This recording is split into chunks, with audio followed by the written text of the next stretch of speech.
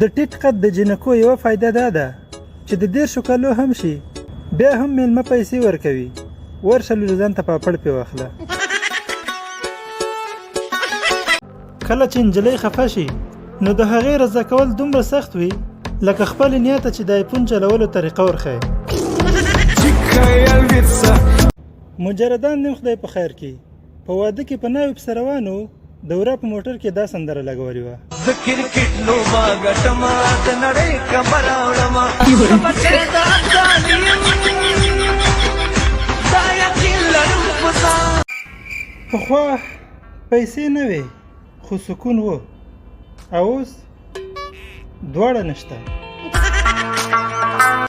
صفات کول د نارینه و هغه جال دی چې ښځې پکې ډېر په اسانه راګیرېږي. زمونږ په ملک کې دولتي روغتون ته تلل ځان په خطر کې اچول دي او شخصي روغتون ته تلل جیب په خطر کې اچول دي. کله چې د نجلۍ د واده خبره وشي نو نجلۍ ډېر په معصوم شکل کې د خپل ځای نه پاڅېږي، کوټې ته ننوځي، د کوټې دروازه ځان پسې بنده کړي او په ګډېدا شروع کړي. خلک وایي چې مینه کول ډېر سخت کار دی او استاد بیا وایي هر کار چې درته سخت وي هغه بیا بیا کوه. اوس حیران پاتې یم چې د خلکو ومنم که د استاز.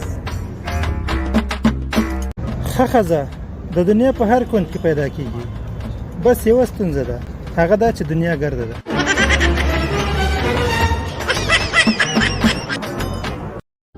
ژوند هم داسې دی لکه د خان سړي ټوکه، اکثره خلک ورته د مجبورۍ نه خاندي.